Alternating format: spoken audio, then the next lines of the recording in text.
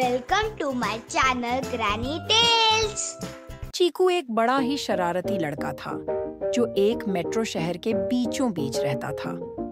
उसकी शरारतें इतनी मशहूर थीं कि आसपास के सारे लोग उसे देखते ही चौकन्ने हो जाते थे।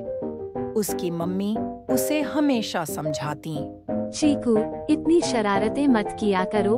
अगर तुम ऐसी ही मस्ती करते रहोगे तो मैं तुम्हें हॉस्टल भेज दूंगी।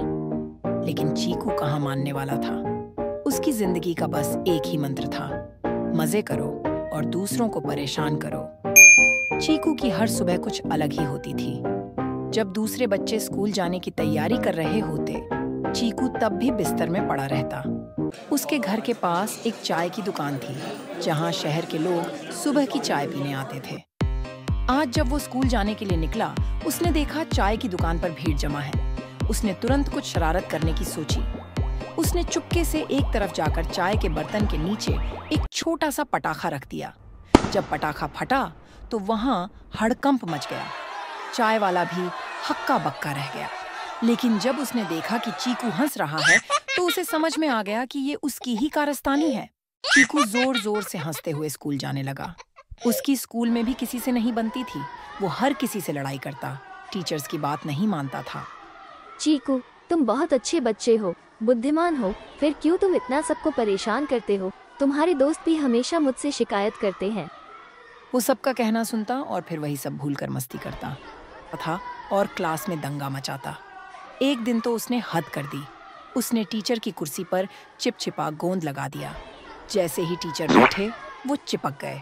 सभी बच्चे जोर जोर से हंसने लगे और चीकू सबसे ज्यादा जोर से हंस रहा था। उस दिन तो प्रिंसिपल ने उसे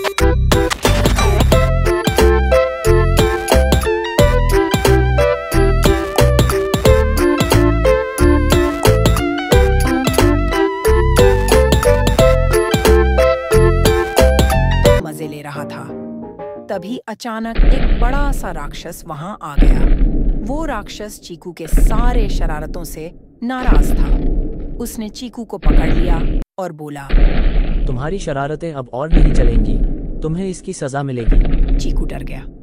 उसने राक्षस से माफी मांगने की कोशिश की, लेकिन राक्षस उसकी एक न सुनी। उसने चीकू को उठाया और उसे आसमान में उड़ा दिया।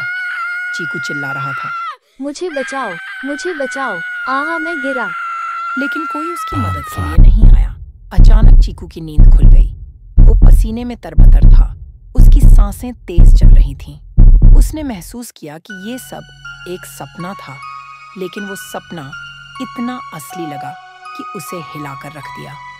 उस दिन के बाद चीकू ने फैसला किया कि वो अपनी शरारतें कम करेगा। उसने सोचा, अगर मेरी शरारतों से किसी को तकलीफ होती है तो वो ठीक नहीं है। मुझे ऐसा कुछ नहीं करना चाहिए जिससे किसी को परेशानी हो। हालांकि चीकू ने शरारतें करना पूरी तरह से नहीं छोड़ा, लेकिन अब वो अपनी शरारतों को हल्का और मजेदार रखने लगा।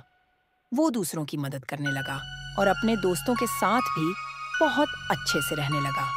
वो स्कूल में अच्छे कामों के लिए मशहूर होने लगा। उसकी मम्मी और टीचर्स ने भी देखा कि चीकू में बदलाव आया है।